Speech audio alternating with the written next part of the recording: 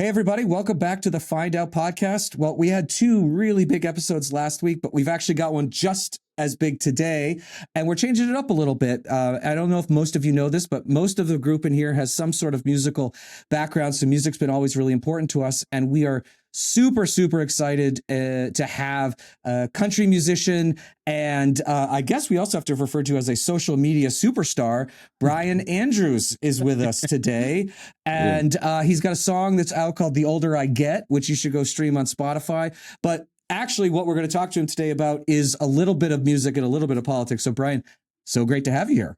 Yeah, thanks for having me, guys. I truly appreciate it, and I just am ecstatic to be on here, dude.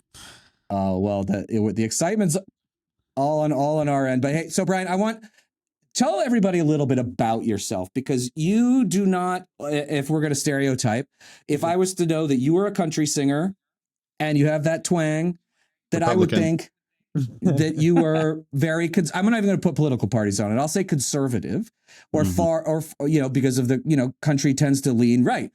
Tell us a little bit about yourself and, what happened to you over the last week that caused a lot of media to pick up and start talking about you? Yeah, so I'm from a small town, my hometown has a population of 3,600 and actually was born in Idaho, but it's in rural Missouri or whatever. And I still do have a whole lot of, I wouldn't say like staunch Republican or conservative values, but I definitely still, agree with conservatives on some topics. It's just that, being from a small town and watching people go through things like, what we're seeing now with the trade war and farmers, and more recently over the weekend, opening our markets to Argentinian beef and stuff like that. That's just going to hurt American farmers. And seeing, like, when I used to work on the road, I was a welder, and seeing guys have to work 60, 70, 80 hours a week just to be able to provide for their families and stuff like that, and then be gone for 8, 9, 10 months out of the year.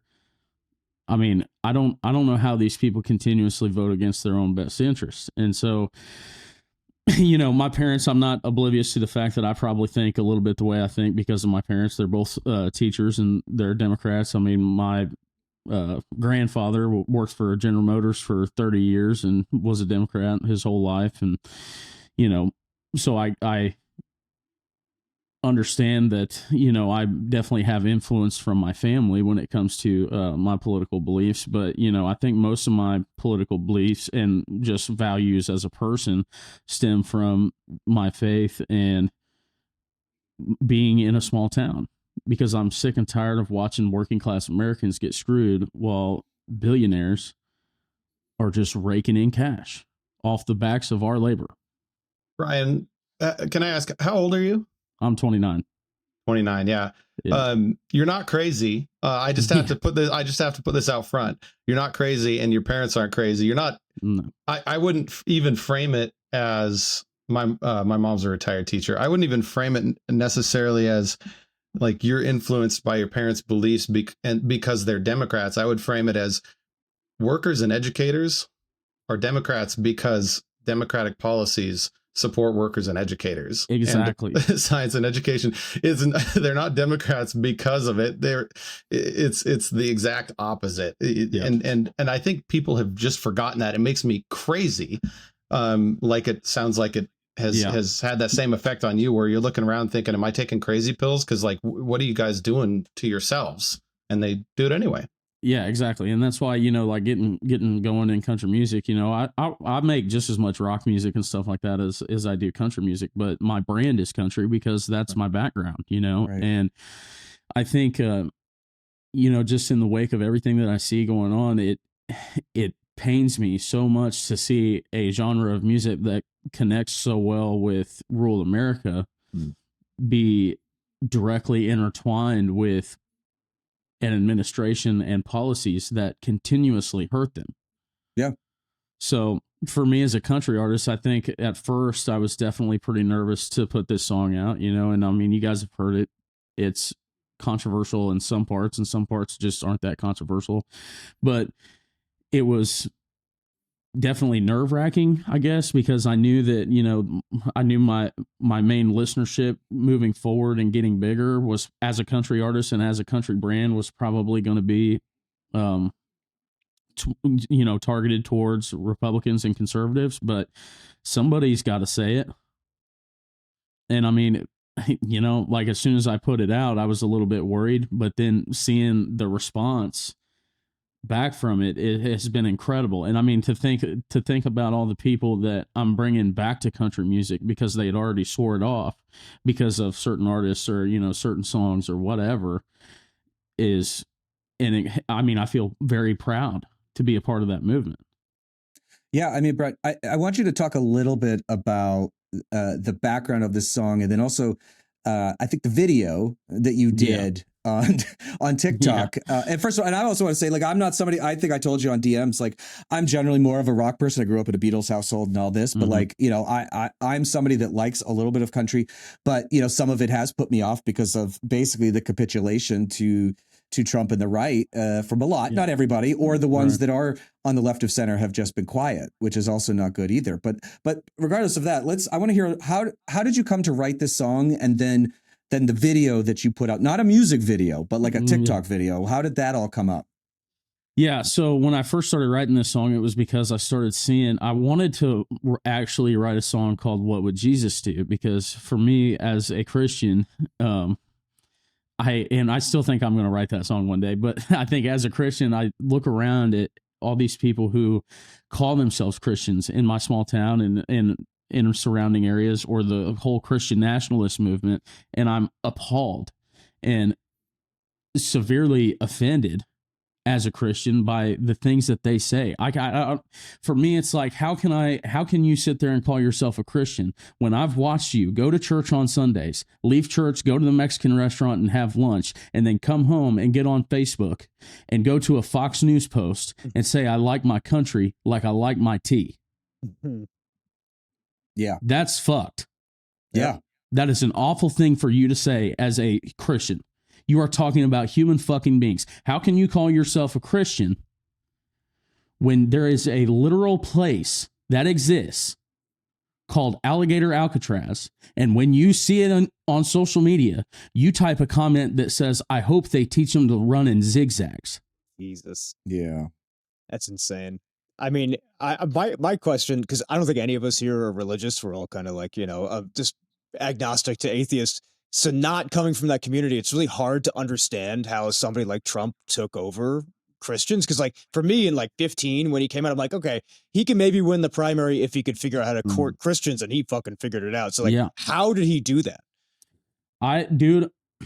I honestly don't know. I say all the time, I'll never forgive Trump for what he's done to people that I love and that I know. Yeah. But it is insane that so many Christians are willing to back this guy. One of the most abhorrent figures we have seen. Terrible, dude. In the political space. And so, that's where the song came from. I mean, the whole song was wrote out, and then the bridge part where it says, raise your right hand, plead the fifth. That shit wasn't even in the song yet. And we had the song completely done. And I remember I got home from LA. I had already I wrote both the verses that say, the older I get, the more I wish Christians tried to act like Jesus, or the first one where it talks about, I can't tell the difference between superheroes and supervillains. That part I had already had written out. And when I got home from LA after writing the chorus with the guys who produced it, the song was done, and it was right the day I got home. The next day, the DOJ came out and said that the list didn't exist. And I was like, what the fuck? Yeah. And so I sat there and festered on it. And then like a day after that, I had seen the, like a lot of the stuff that they were talking about sending the Marine Corps into LA for all the ICE raids and everything. And I was like, what fucking planet are we on? So it just made me so fucking mad. And so when I was sitting there thinking about it, I kept having this line, raise your right hand, plead the fifth, trying to cover up names on a list. And I was like, dude, I've got to figure out how to put that in this song. And so I'm sitting here listening to the song over and over. And in the instrumental breaks that we had in the song, I was sitting there putting them on a loop on my computer, and I was just writing. And I was like, raise your right hand, plead the fifth, trying to cover up names on a list. And then the lie and say that it doesn't exist. I was like, oh shit, okay. Yeah.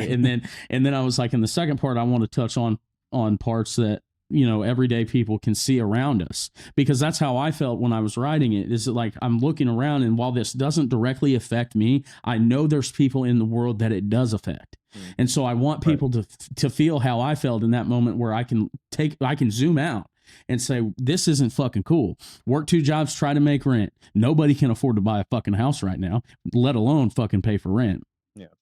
Heaven help you if you're born with brown skin. That was in direct reference to the shit we were seeing happen in LA. And mind you, I was in LA the week after all those protests and riots were going on. It was perfectly fine. Of course. And then the Gaza Strip thing. I mean, everybody has seen that, the humanitarian aid. I mean, like, you can say what you want to about us funding, which I completely cannot believe that we did for so long, funding a genocide. But at bare bones, if you're trying to get away from the war topic itself, not letting aid into these people is one of the most anti-Christian shit things that I have ever fucking seen.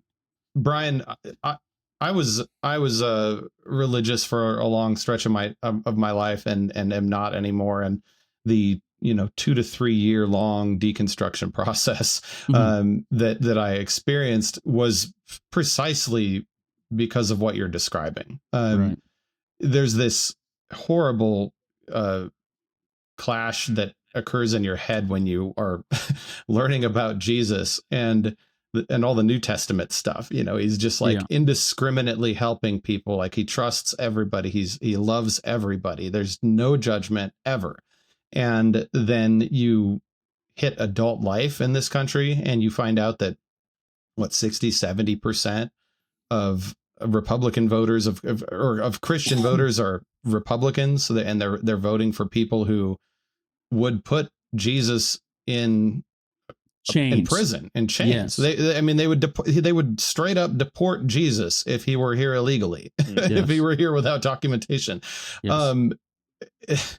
You can't live with that level of cognitive dissonance in your head for very long. And so you have to do either what you've done, which is like, I didn't have a platform when I was 18.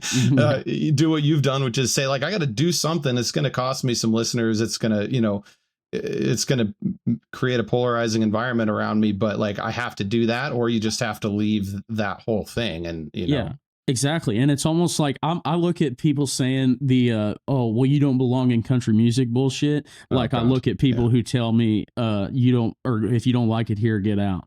Right. Fuck you, dog. This is a great fucking genre of music. And it'll be a cold day in hell before I let you motherfuckers ruin it. Well, and if you think about some of the greatest country music artists, right? They would all say the exact same thing that you are saying. Johnny Cash, Waylon Jennings, Chris Christopherson, who I think I told you, I saw him on the street one day. Yeah.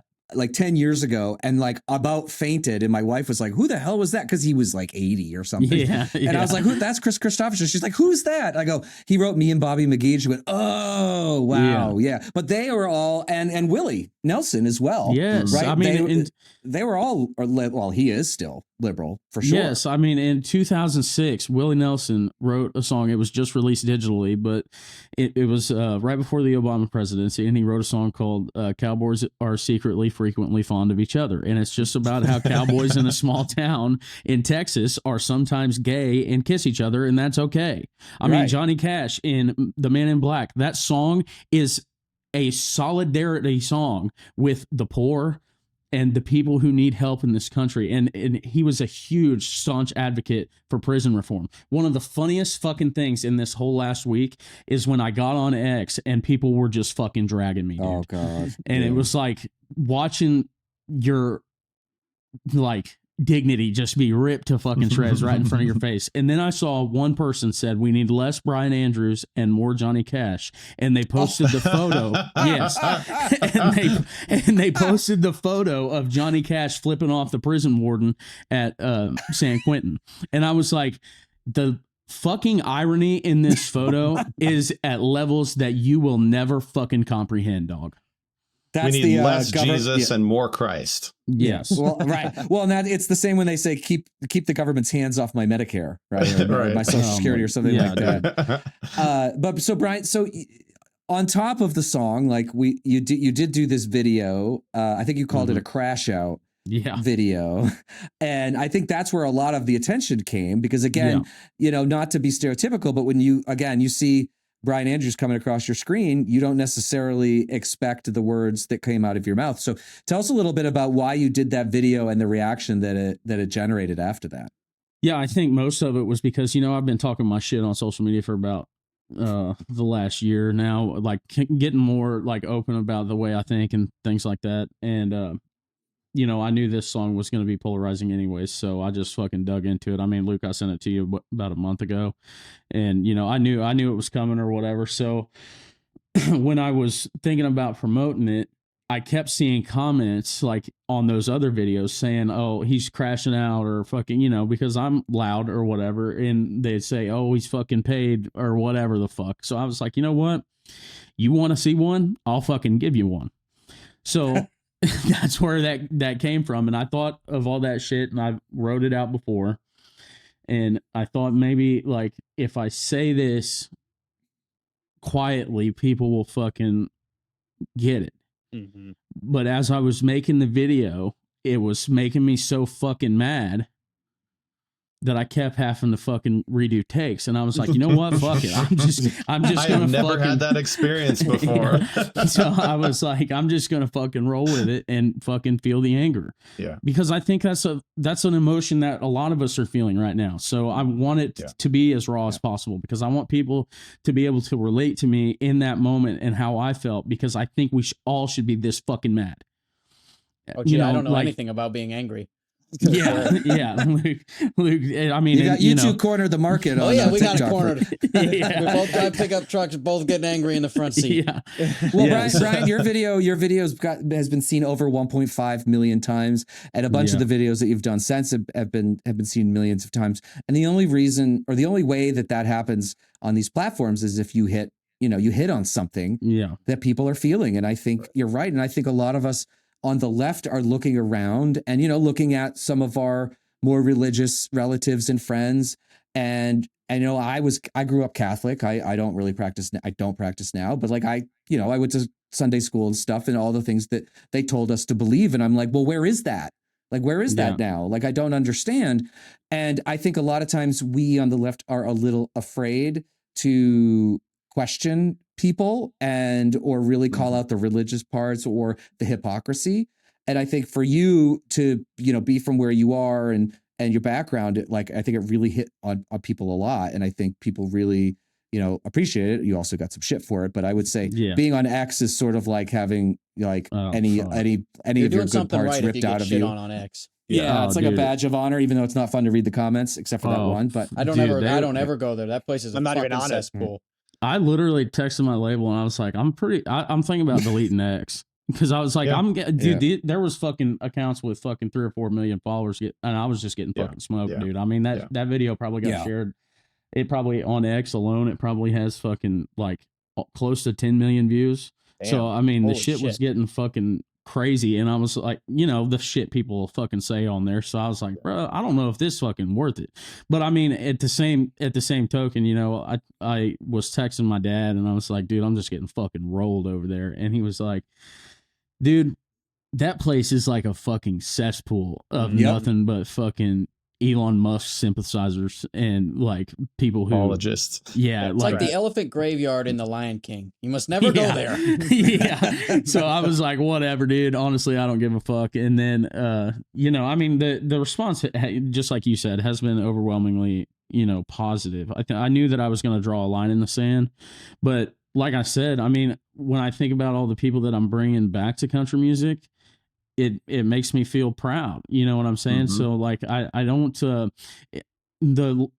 I was having talks with my team about it and they were like, well, we just don't want you to alienate your audience. And I was like, well, what am I going to do? Alienate people who already don't fucking listen to my music? Like, well, and what if you take a stance, bring the audience to me. Don't alienate the audience is alienating themselves by being pieces of shit. Yeah, if they're choosing their music based on how sexist and racist and homophobic it is, they are the one with the problem, not the musician who's not sexist, racist, and homophobic. Like, stop fucking pandering. Everybody, Yeah. the whole world, Right. stop fucking pandering to monsters. Exactly. And that's the fucking thing, dude. Like, for me, country music used to stand up against injustice, not advocate for it. So I think that at the end of the day, if the modern country audience doesn't listen to my music, fuck them. You know what I mean? I mean, I love people, and I think that, like, we all have clouded judgment at times, for sure. I'm not a perfect Christian. I'm definitely not a perfect person, and I say dumb fucking things that I know I shouldn't say, and I say and I do things that I know I shouldn't do. But at the end of the day, when you really take a look back on it, you should be able to look at yourself and say, I've grown as a person, not fucking stayed in the same exact fucking spot. And I'm not gonna let a genre of music that I love so much be just this right wing cult of music that nobody else even wants to listen to. So my grandfather lived in a small town. He hunted deer his whole life. I mean, the same thing that I do. I mean, he taught me how to fish, how to hunt bullfrogs, how to gig frogs. I mean, the most country man I've ever met in my life, and he was a Democrat because he worked for General Motors in a union for 30 fucking years. Like, and now they want to fucking attack the left like we're a fucking death sentence to the US. Right. No, dog. Like, it's fucking crazy that you think I'm a fucking lunatic because I want kids who are born into poverty to be able to fucking eat. Right. Like, what are we talking about? You're not fucking fooling me, dog. I might be from a small town, but I'm not fucking stupid. And I don't believe that these people are either. I just think that they're having a bad fucking moment. I think you're starting a difficult conversation, and it's a conversation that the country has to have both with country music and with Christianity. And the first waves of those conversations are going to be really painful. And so first, thank you for just doing the thing that's hard and uncomfortable. That shit is no fun. It's scary and ugly and potentially dangerous. But I would say, it has to happen. And the fact that you're out there, if there's 10 million views on Twitter, let's say 9 million of them are like, fuck that guy forever. But then 1 million of them, half of those people are like, well, fuck that guy, but he kind of makes me think about it for a second. Yeah, fucking exactly, dude. Fucking exactly. I knew when I wrote this song, if I would just fucking get it to the right fucking ears, then maybe if it came from someone who looked and talked like them, they might fucking think about it for longer than half a fucking second. Right. And if you can antagonize any positive thought, like, this is not something, it's not going to be 6 months from now where Christians are like, we get it now. Yeah. This is going to be slow and painful. And those are the hardest battles to fight. But they're the most important ones to win because they're durable. Absolutely. And so I appreciate what you're doing, because, like, those people, they have friends, they have family members, they'll have kids. If they're a little bit less shitty, or if they come all the way over and they figure it out on their own, like, those are both wins. And it takes really painful, uncomfortable things like this to start that process, knowing that it's not going to finish it. So it doesn't feel very satisfying, and it's scary, but thank you. Yeah. Yes. Well, I mean, I just feel like I'm just trying to do my part. And to be honest with you, as a guy who is a straight white dude from a small town who's never been on the receiving end of rhetoric like they use or policy that they pass, it was pretty fucking easy for me to say. Right. At the end of the day.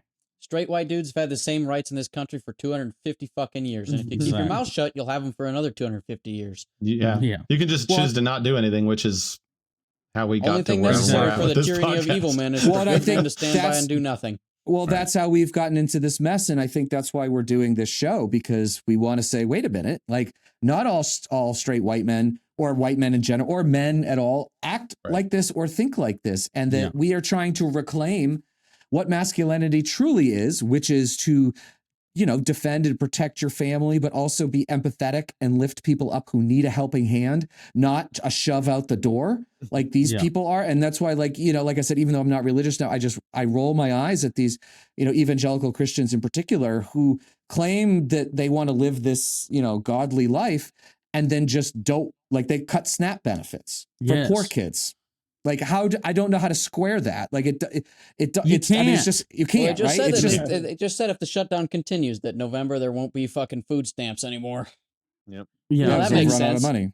But Yeah. don't worry, they have money for new jets for Christy Nome, and they have And money ice. for artillery Yeah. shells to fire over the fucking golf interstate. trips. So for people who don't know, I did a video on this weekend. The Department of Homeland Security actually just bought 2 luxury Lear jets. Gulfstream jets. Are they Gulfstreams, which are crazy expensive, for the tune of $137 million for Christy Nome and the bozos at DHS to fly around on. How many hungry kids do you think that could feed? Or how many families could have health care? Tim, kids can't eat a jet, Tim. Oh, Dumbass. sorry. Where are you coming from? Have you met a child? I mean, come on. Yeah, it's crazy to me. But Bryan, so you got, with this crash out video, I saw articles from People magazine about you and all the, like, how has that felt? I'm sure this is probably the most press that has come to you, but how has it been overall? Positive, negative, overwhelming, probably everything? Yeah, I think the majority of the press has been, like, the press itself is good, and I think it's such a conversation starter because, just like you guys said, it's coming from someone who looks like I look, and so the especially like NBC doing the whole bit, and everything like that. I think it's been overwhelmingly good. I think there's only been I think Breitbart and fucking Fox News did a story Unsurprised. Yeah. Shocker. Fucking garbage. Yeah, really. Yeah, so I was getting some pretty fucking wild DMs from that. I'm sure. But I mean, yeah, overall, it's been. I think that there's, like, when I see that press, it's like hopeful to me as a country artist or just as a musician in general that the pendulum is swinging back. Yeah. And so I think it's just it's small, but it's a sign of hope, because I mean, media does control a lot, whether we want to agree or disagree. It has a very staunch influence on how people vote at the ballot box. So I think that I'm glad to see that it's been overwhelmingly positive. I mean, I've definitely never dealt with this much press in my life. So living in a small town like I do by myself with just me and my dog, it's a little weird, but I mean, it's something that I knew was coming. Like when I wrote the song and we got the final master back, I was like, I know what this could do. And that's when I was sending it to, people like Luke and stuff like that. And I was like, I just want people to honestly, I sent it out to people because I wanted reassurance. I was a little bit nervous myself, and so sending it out like that and just the response I got from those people. I was going to say, I hope I gave you a good one. Yeah, definitely validated me. And I was like, you know what? Fuck it, dude. Well, I think the thing that's really wild is I'm not going to pat myself on the back for showing up at all, for doing the right decision or making the right decision for a straight white guy in this country. Yeah. Because it's so easy. It is so fucking easy to leave your house and just not be shitty when you have every lever of power at your disposal all of the fucking time. Yeah. What are they mad about? And nobody's coming after you. I know. Well, they think that they think power is a zero sum game. And I'm like, dude, we can all have rights. Like, you can all have healthcare. Like, it's not at your expense, but it's also amazing because it's effective, because Republican men, they don't listen to blue-haired lesbian baristas from Seattle. Nope. You can platform those people. You can give them every microphone. Those people are just like, look at the freaks. Like, the freaks are going to be freaks. They're all freaks. And and they just shut it down. But when they hear somebody like you, hopefully somebody like us, it at least confuses them. And when you're confused, you try to reconcile those thoughts. Yeah, for sure. It makes you at least look in the mirror for half a second. You know what I mean? Zach, I think you made a great video once that I watched. It was like... just one time. You make a lot of great content. I don't think I saw that one. One is good enough. That's right. One that resonated with me was like, I don't think you're a piece of shit if you think we should have strong borders. Right.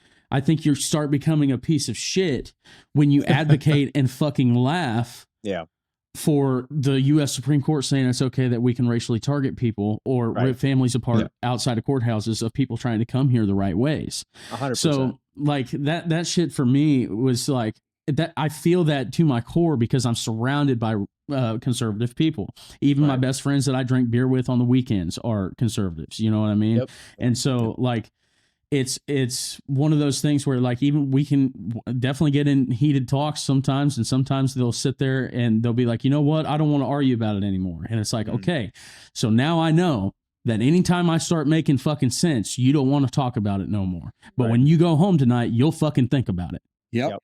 You are that's the fucking critical hitting piece. hitting the nail on the head. God damn it. Yeah. So that's where I'm at. I mean, it's like you think about things like, you know, Christians talking about, oh, well, I'm pro-life and don't believe in abortion because of my religion. And I'm like, okay, that's great. But did you ever fucking, I was like, did you ever fucking think about the fact that 70% of the women who get abortions in the United States are at or below the federal poverty line? Yep. Did you ever think that 30% of those fucking people that get abortions in the United States are 100% below the federal poverty line? Did you ever stop to think for a fucking second that maybe so many people wouldn't get abortions if you weren't supporting politicians who handed them a financial fucking death sentence when they had a child? Yep. Testify. This is the goddamn truth. I've been shouting this from the rooftops, dude. But it's crazy, man. And like I don't understand where people can look at something so black and whitely when it's a much more nuanced conversation. Right. Yeah. Well, and that's the problem. I mean, I can tell you the precise moment when I became pro-choice. I used to be conservative, like one of the most influential political influencers in my life was my grandmother, who was like a go to Catholic church multiple times a week kind of person, right? I was like no premarital sex, blah, blah, blah, blah, blah. I was 16 and had an accident happen. I thought I was being responsible, but you know, when you're new at these things, like you don't know what the fuck you're doing, right? And like that moment, I was like, everything that I fucking believed in evaporated because I was like, I thought I was so careful and I was in love, right? So like all of the other things that like made it okay in my mind, I was like, I did everything fucking right. And then I don't know what a condom ripping feels like when I'm 16. So, and that is why conservatives are not empathetic. It's until, and I was that, until it happens to you, until you're the person affected, you don't have a reason to feel that empathy. And you have to like suffer, I think, in life. If you're anything like me, you have to suffer a little bit to learn why empathy is necessary. I agree. I totally agree. I don't think I was born with empathy. Like maybe I'm a shitty person, but I feel like a certain amount of suffering in my life where I was just like, all of these fucking things, I'm doing everything right, and I'm still falling through the cracks. Yeah, like I'm still getting fucked by the universe. Yeah, that is what made me finally just be like, oh, actually, maybe I should be a little bit nicer. Yeah, absolutely, dude. I used to say when I was a kid, I used to laugh at people who would say, like when I was 12, 13-ish, I would laugh at people who would say that addiction is a disease. And now I have a very, very strong empathetic attitude towards addicts because I was a fucking pillhead when I was fucking 18, you know? I mean, these problems and things that we see in the world can truly happen to any one of us. And it's so heartbreaking that it takes it happening to either yourself or someone you love for you to give a fuck. Yep. And so that's when I like, you know, going through those hardships, I would agree with you, you know, that's where when I started really leaning left is when I went through things like that and came out of it and said, you know what, life just ain't that fucking easy. Yeah, it's just not. I mean, I wonder thumping anybody that can't, you know, that's in those spots. Yes. Oh yeah, there's no point to it. I think like, and I'm curious because you're from a small town. Like I've had a theory for a long time that people from like rural areas and small towns, a huge percentage of the reason they don't end up feeling empathetic or like they have a lot of like negative feelings towards people who are sort of, you know, from cities and shit is because they just don't have any exposure to it, right? Like, Yes. so it's like they just can't imagine it. It's the same thing as all this stuff. It's like until you're exposed to it, you don't understand it. So like Yeah. I wonder like how the fuck do you solve that problem? Because like I think a lot of people who grow up in small towns, like a lot of my family's from small towns, and like you're lucky if they go 50 miles from their house ever in their whole life. How can you possibly expose somebody in that position to like, hey, maybe there's another way to look at stuff and all this shit you think is AmeriCorps. terrible, right? Like this National service. How the Yeah. fuck do you do it outside of that? Dude, You know, if I like- could, if I were king for a day, I Mm. would make national service a fucking like pay for your 2-year associates. Like Mhm. go serve. You don't have to serve in the military. You don't have to be uniformed. Like if you want to be a firefighter, great. But shit like I don't know, working in food kitchens. Right. Yes. Like just any EMS, right? Yeah. Like all of these types of things, people who I've known who've had the benefit of that kind of service. Yeah. Going to a place outside their state, outside their, small town, going into a city has made them a much better, smarter, more empathetic person. Yeah, You Like are that is 100% what spot on. I our worked at a country Subway for really 3 needs. years when I was in high school. Had a guy fucking throw a sandwich and a glass plate at my head. Had a whole bunch of shit happen. 100% the reason I am the way I am, or at least part of it. Right. Yeah, dude, I totally agree. I washed dishes at a bar when I was in college for 3 years for $8 an hour, and that made me pretty, $7.75 at the Sympathetic. Subway. yeah, it's pretty sympathetic to people who, just don't have a Exactly. lot.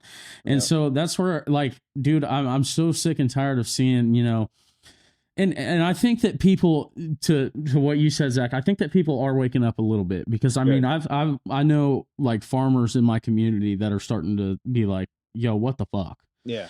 I mean, like with this whole soybean crisis, which is fucking insane. Yeah. Crazy. Yeah, insane that we bailed out Argentina to the tune of $20 billion before we bailed out American farmers, just so China could go buy soybeans from Argentina before they bought them from U.S. farmers. I heard it was 40. Well, I think it was 21st, and now they're getting ready to do another 20 billion. Yep. Yep. Yeah, so it's 40. And Yeah. he's opening the U.S. beef market to Argentinian beef. Mm. How is Shocker. that going to help? I thought he was America first. Yeah, I Yeah, know. dude. And that's what I'm saying. I may be wrong on that, but I'm pretty sure that's because I had a buddy of mine come up to me this weekend and said, hey, I went up to my dad when the crop thing was going on. And he's like, well, at least we still have beef. And he's like, I went up to him yesterday and was like, I don't think we got beef no more. Mm. I mean, I've had people, farmers in my community, straight up come up to me and be like, dude, I appreciate your videos. And they'll say like, hey, if we didn't, they've had farms for 150 years. I mean, these century farms. And they'll say, if we didn't have our equipment paid off, we wouldn't make it. Mhm. And some people don't have their equipment paid off. Sure. A lot of Right. people. So Brian, are these people, do you see them voting a different way next time? Or is this the first step in a multi-year, or just, Honestly, I I'd have to see how the next 3 years go of Yeah. this current administration. Mhm. Because the last 4 years to them was such a, like in their mind, it was detrimental. Right. So it would take, and this is why, like, I think Gavin Newsom is going to be a very good candidate. Yep. And I'll vote for him if he becomes the primary, and I'm depending on who's in the primary, I'll definitely probably vote for him then too. But my ideal candidate for a small town, guy that leans a little bit left, and I think even people now that are watching the shit go on, that lean a little bit right, I think the ideal candidate would be someone who is from a red state that's a Democrat. Mhm. And that, Yeah, somebody for sure. somebody For who sure. looks like a farmer, or somebody who looks like a blue collar guy, or Yeah. speaks. That's what Gavin Newsom is killing right now, Oh my God. It's because these people will not. If Trump has taught me anything, it is the fact that he is so relatable to these people because he fucking talks like them. yes, exactly. And so I think that that would be like, dude, and I mean, I fucking really don't like Bill Clinton, but when he first started running, the Southern guy from Arkansas, the Southern Democrat from Arkansas, that was the ideal candidate, and I think that's why he had so much success. You know what I mean? And like, I don't know, dude. I think it's like, I think about it when I was a kid, people weren't this fucking divided. I mean, I remember being leaning left in high school, and everybody still was a Republican and stuff like that. But like during Obama's first campaign before he got elected, people were not this divided. Like in 2008, I remember being in high school and we would talk to each other, and I'd say, something along like a policy issues, and we'd argue back and forth, in class and stuff like that. And people would kind of understand, at least kids would understand you. But now I literally just had a conversation with someone, like in July, that said to me, I just don't like Obama because he put our country in so much debt that even our great grandkids won't be able to pay it off. And I was like, they just passed the largest debt ceiling bill in United States history. Right.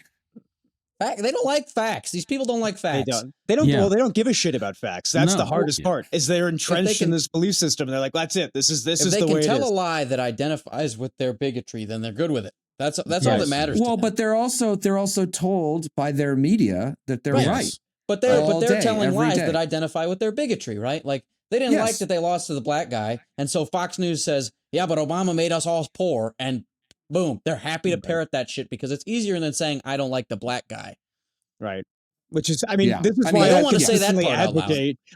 This is why I'm always advocating for like the Trump administration to be like a complete fucking catastrophe where everybody has to look at it and go, look what you did. You can't that's why I want this fucking government shutdown to drag the fuck on and shit to keep going wrong. I want people to feel the pain of this. And I know that's a really unpopular thing to say, but otherwise we'll just keep getting that narrative to work. If people don't feel the pain of what they voted for, they'll vote for it again. Yeah, we have to stop it. Yeah, I understand where you're coming from. And that's the thing. Like, I think that, like, here's the thing. Grocery prices are not down in the slightest. Oh, they're fucking up. And before the election, it was, well, we got to get them grocery prices down, And, like, even people in my hometown, they're like, dude, I'm sorry, but, Biden has just ballooned, like, the everyday cost of living. And I'm like, okay, what the fuck ever. And then he wins or whatever. And now the conversation has changed from, well, Biden did it to, well, Biden did it, so it's going to take us a while to get out of the hole. Right. Yep. But eventually that'll change. I made a video on that this morning. There's only so much rope he gets, right? He doesn't get to claim it was Biden in 2 years. Well, MAGA will hang with it, but the swing voters that don't pay attention and jumped in when I just voted for prices, they'll be like, well, this motherfucker didn't fix it, so I'm not voting for him again, and then it'll shift back. And that's really how it goes. But those aren't permanent. What do you mean? They'll never be permanent. No, they'll always be the pendulum that does back and forth. Right. I mean, unfortunately, I think there's a huge chunk of this country that doesn't give a shit how bad things are as long as people like Trump are in power. They're cool with it, Yeah, there is. But MAGA will lose its power if the swing voters see that, oh, this is bad forever. Like, I'm never going back to this approach, Well, that's my main thing. It's like, dude, MAGA won't last forever. Like, what are you going to do when it's all over? Yeah. When it's all over, what are you going to do? Because you've just fucking shit on everybody. No, I mean, it's horrible. I mean, here's a question. Do you think it dies with Trump, or do you think if Trump died, it would continue? No, I think J.D. Vance has inherited the throne, so to speak. And I also think that, like, you see all this happening, and these people are more willing to keep parroting these talking points because even if they disagree with a lot of the shit, they know if they admit or they think to themselves, it's not even true, because we would welcome them back, or not even welcome them back, but like just welcome them back to sanity. If these people think to themselves, well, if I admit he's a bad person, then I'm admitting I'm a bad person. Right. Yep. And I can't fucking do that. Yeah. You are spot on. Yeah. I mean, that's I've been saying the same thing. Like, I know that JD Vance doesn't seem to have the same like charisma or stage presence as Donald Trump, but the systems of power around him, up to and including all of the fucking billionaires who've aligned themselves with Trumpism, they're not going to suddenly turn away from that, because like should Trump fucking croak after his next McDonald's, JD Vance is the president. Yeah. Right. Yeah. And all of the levers of power, whether it's Oracle, you know, and their new role in TikTok, or fucking Mark Zuckerberg, or all of our means of communication have been consolidated. Yeah. And there's, you know, outside of voting, there's like not a whole fucking lot of way to wrest that back from them. I think the interesting thing is, I think if JD Vance did take over as president now, you fast forward 3 years and MAGA would look way different than it does now. Like, I think with Trump being, like, MAGA would survive and the institutions and what they want would be the same. But like, he's an opportunist and he knows that this is not a good long-term play. I think if he was in charge, he'd be like, I'm going to dial it back just a little so I can keep this going, you know, because Trump doesn't give a fuck. Yeah. What we have to do is make people, like these politicians who are not Trump, like even Republicans in the Senate and in the House that, you know, are there now, we have to make them more fearful of the power of the people than they are of Trump. And so I think that's where, like, the protests and everything, those are accomplishing a lot more than people think they do. Even on the right, when they parrot this talking point, like, oh, fucking look, great for you, you had your protests, now what?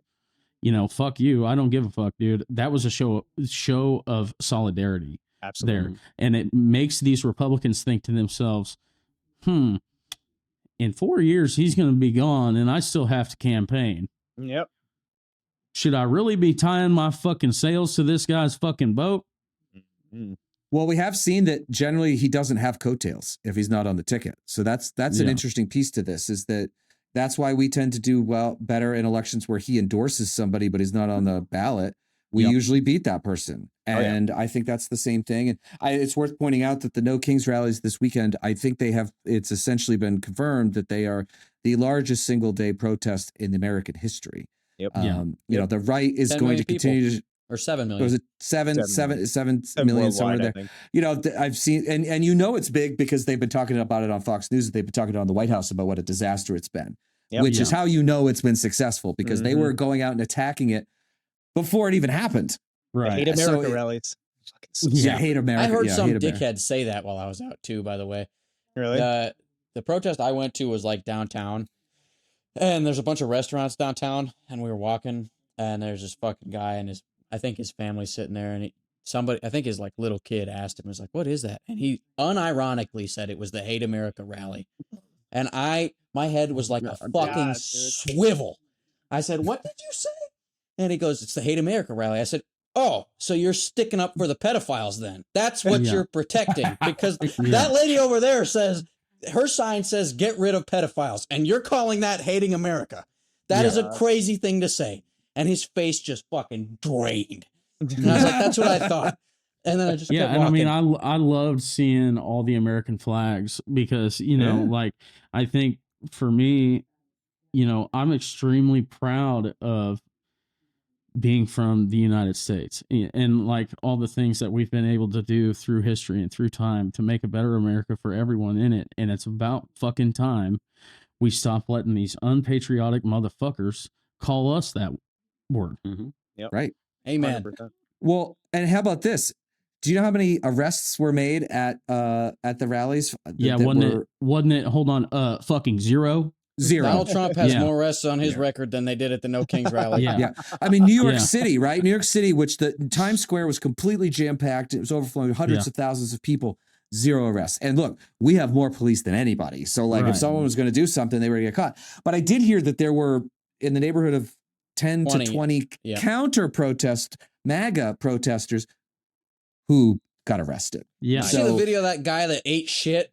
Oh my God, it's my favorite video. That's a fucking wonderful video. So for those who know the N-word and then wham. So before we laugh about this just a second, there's this guy, it was in Denver, and someone was filming him, and he used all kinds of derogatory, horrible comments.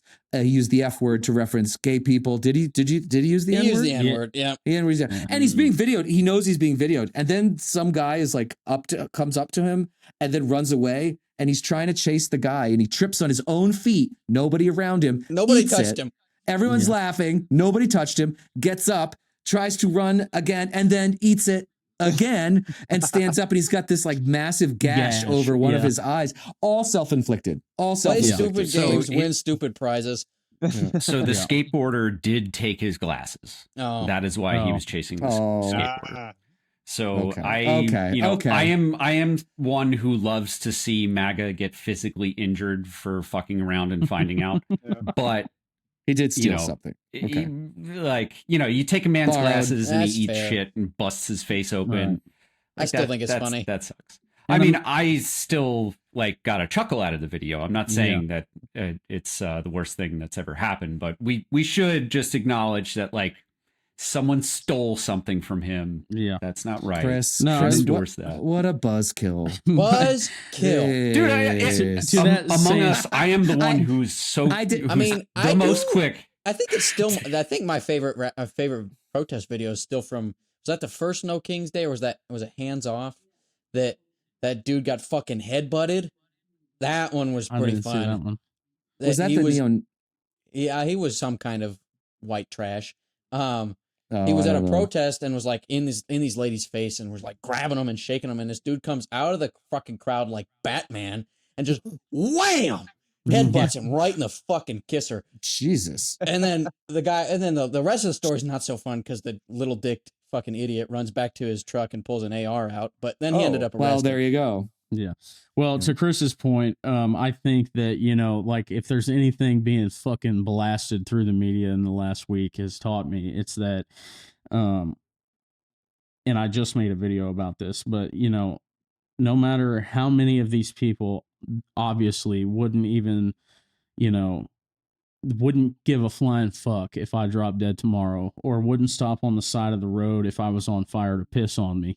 Yep. I still want these same people to be able to afford health insurance or to be able to go work 40 hours a week and then come home and enjoy their time with their children, or not have to come home after working 80 hours a week and flip the light switch on and wonder if the lights are going to come on because they're so far behind on their light bill.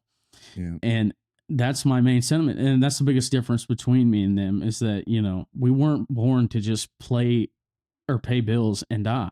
Mm-hmm. I like that line. You'd use that in a video. I liked it.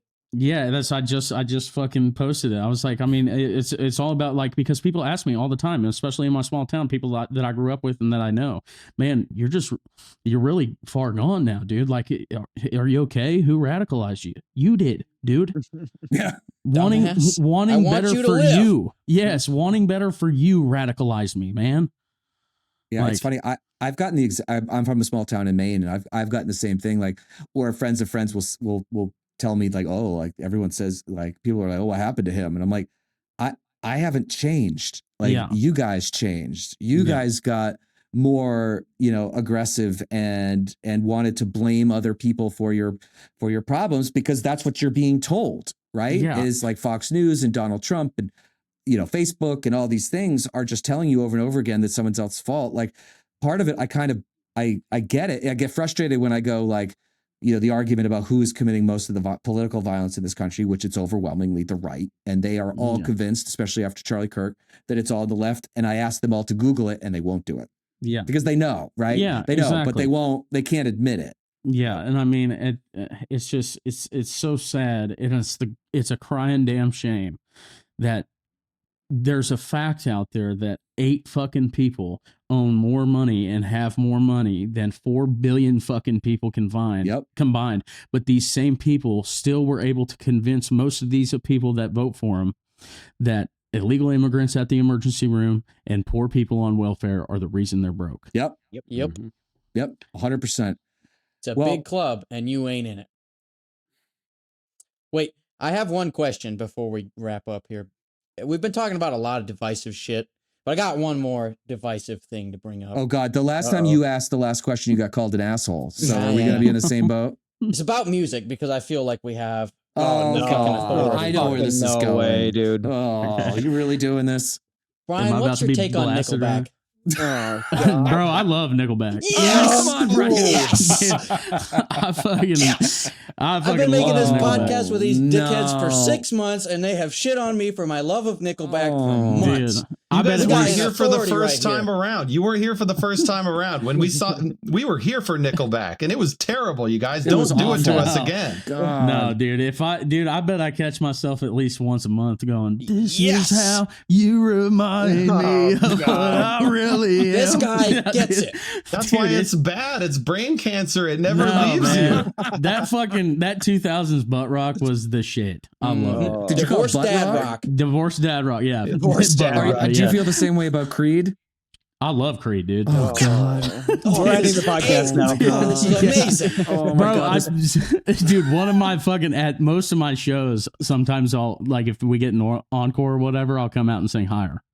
Oh, man. My God. Dude, because You probably it bangs. You're probably fucking do it Luke better. Spirit Animal here. I would say you probably do it better to Scott Stapp. I would say Dude. for sure. And then your Yeah, little thanks. bit of Nickelback. I would like to see you do a real version of that because maybe I would actually yeah. enjoy it. Maybe No, it's also it was pummeled into our brains for several years nonstop. Yeah. So. When No. before streaming, when you had no choice, if you wanted new music, you either had to like wing it and guess at Sam Goody on a CD, Yeah. or you had to turn on the radio. You couldn't go into a store, you couldn't turn on a station without just being abused. I called it By Jarl Nickelback. rock because they all sound like they're saying Jarl all the time, but it's all the post grunge.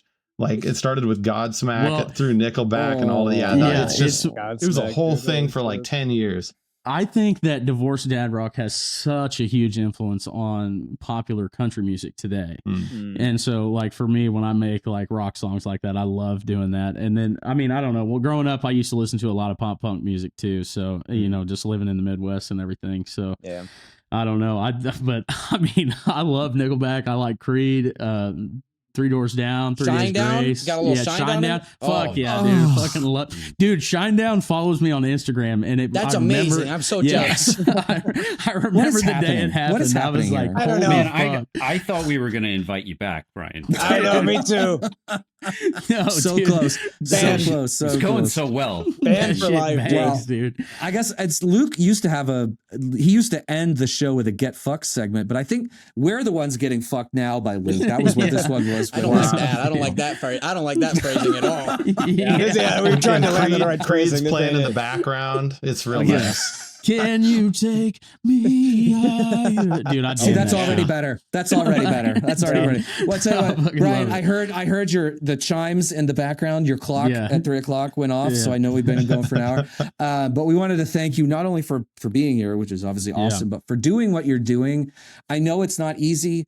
In particular, in the line of work and the categories that you tend to perform in, is not an easy thing to do. So we really, really appreciate it. And I loved that when you put your statement out the other day, and you like did it as a carousel, and you were like, I know a lot of people are upset, and then you swipe by and he goes, I stand by everything that I said. Yeah. We need more people like you doing exactly what you're doing, and it's just great to have you on and get to know you a little bit over the past week. And I want to make sure that everybody goes and streams all of Bryan's music, regardless of some of his influences that we won't talk about anymore. Yeah. And Amazing including influences. No including wonder I the like new his music. single, "The Older I Get," which is super good, and you should stream it and show support for him. So with that, Yeah. I'm gonna say goodbye. Oh, you know what I didn't do?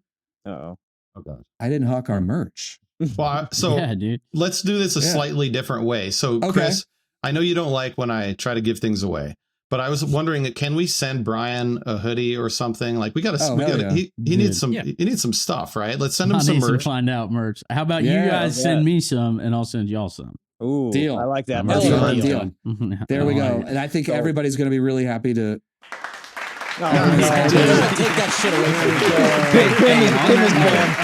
On that note, there was I don't know if it was the last episode or 2 episodes ago, Rich, we talked about merch for kids. Right. We can do it. Our merch guy listens to our show and sent me an email over the weekend. Nice. So we Hell yes. physically can print this stuff. Hey, What I just wanna want know you guys to from- know, by the way, you guys are getting around. Somebody sent me a DM this last week and it said, dude, you should go on the Find Out podcast. Yes. Hey, Hell I love yeah. it. That's Hell all yeah. right. I Yeah, love you're it. Now you can definitely- tell you're them good. that you were on. And Yeah. also, this is part of our pitch, but so you know, all of our stuff is made in America and printed Love by Union Unishop. Artisans, Shop, courtesans. Unishop, Fuck Artisans. yes, dude. Yeah, and they're super comfortable. And everybody else, if you want to buy yours, you can get it at findoutpodcast.com. And you can also, don't forget to subscribe to our Substack at findoutpodcast.substack.com. Bryan Andrews, thank you very much for joining us. Thank you, everybody, for listening. Have a wonderful week. We'll be back on Thursday. Thanks, everybody. Thanks for having me, guys. Appreciate it. Appreciate it. Good.